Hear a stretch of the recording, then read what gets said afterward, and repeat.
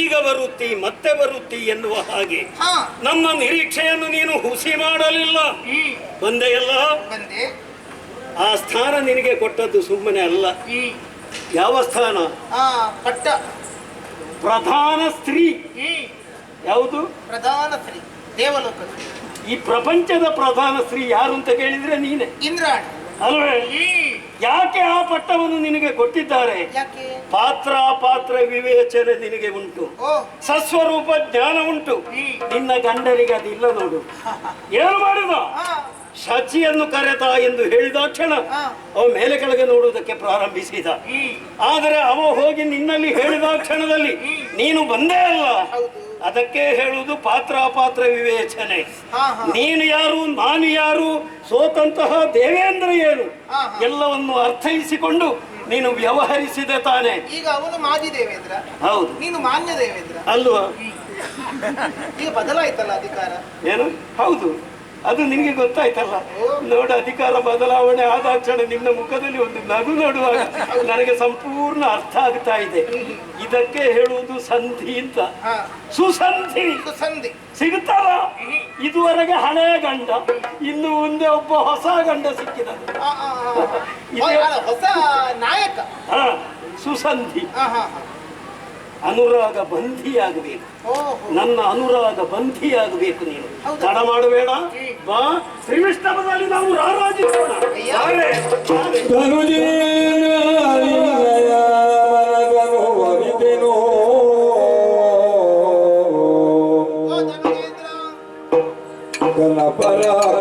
ನೀನು ಹರೆಯೋ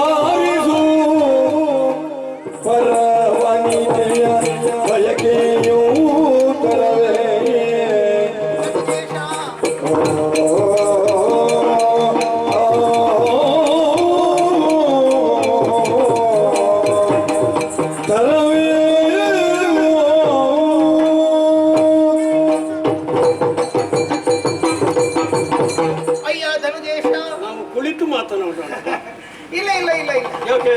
ನಿಂತು ಮಾತಾಡಬಹುದು. ಮಾತನಾಡಬಹುದು. ಅಯ್ಯ, ನಿನ್ನಂತ ಪರಾಕ್ರಮ ಅದು ಅತುಳವಾಗಿರುವಂತದ್ದು ಸಾಮಾನ್ಯವೇ? ನೀನು ದೇವಲೋಕದವರೆಗಾಗಿ ಬಂದು ದೇವತೆಗಳನ್ನು ಹೊಡೆದೋಡಿಸಿ ಪರಾಕ್ರಮದಿಂದ ದೈವ ಬಲದಿಂದ ನೀನು ಈ ಹೊತ್ತಿಗೆ ಈ ಪೀಠವನ್ನು ಸ್ವಾಧೀನಪಡಿಸಿಕೊಂಡಿದ್ದೀ. ನಿಜ. ಒಂದರ್ಥದಲ್ಲಿ ಈ ಹೊತ್ತಿಗೆ ದೇವೇಂದ್ರನು ನೀನೆ. ಆದರೆ ನನ್ನನ್ನು ಹೆಂಡತಿಯನ್ನಾಗಿ ಪಡೆಯುವಂತ ಬಯಕೆ ಹೊಂದಿದೆಯಲ್ಲ, ಹೌದು. ನನಗೆ ಇದು ಸ್ವಲ್ಪ ಸರಿ ಅಂತ ಅನ್ನಿಸುತ್ತಿಲ್ಲ. ಯಾಕೆ ಸರಿಯಲ್ಲ? ಈಗ ಶೌರ್ಯ ಸಾಹಸಗಳಿಗೆ ದಕ್ಕುವವಳೆ ನಾನು ಅಲ್ವೇ ಅಲ್ಲ. ಈಗ ದೇವಲೋಕದ ಈ ದೇವೇಂದ್ರ ಪೀಠ ಎನ್ನುವಂಥದ್ದು ಭೋಗಕ್ಕೆ ಸಂಬಂಧಪಟ್ಟದ್ದಲ್ಲ, ಅದು ತ್ಯಾಗಕ್ಕೆ ಸಂಬಂಧಪಟ್ಟದ್ದು. 100 ಯಾಗಗಳನ್ನು ಮಾಡಿದ ಪ್ರತಿಫಲವಾಗಿ ದೇವೇಂದ್ರ ಈ ಪೀಠ ದಕ್ಕಿದೆ. ದೇವೇಂದ್ರ ಈ ಪೀಠ ಅಲಂಕರಿಸಿದ ಮೇಲೆ ನಾನು ಅವನನ್ನು ಸೇರಿದ್ದೇನೂ ಅಲ್ಲ, ನಾನು ಅವನ ಮೊದಲೇ ಧರ್ಮಪತ್ನಿ. ನಿಜ. ಹೌದಲ್ಲ? ಹಾಗಾದ್ರೆ ನಾನು ದೇವೇಂದ್ರನು 3 ಲೋಕಾಧ್ಯಕ್ಷನಾಗುವ ಮೊದಲೇ ನಾನು ಅವನಿಗೆ ಹೆಂಡತಿಯು. ಈಗ ನನ್ನ ರಸ ಅಂದ್ರೆ ಪುರಂದರ ನಾಮಕನು ದೇವಪೀಠವನ್ನು ಏರಿದ ಇಂದ್ರನಾದ ಕಾರಣ ನಾನು ಇಂದ್ರಾಣಿಯಾಗಿರುವುದು. ನಾನು ಇಂದ್ರಾಣಿ ಆದ್ರಿಂದ ನನ್ನನ್ನು ಮದುವೆ ಆದ್ರಿಂದ ಅವನು ಇಂದ್ರ ಆದದ್ದಲ್ಲ.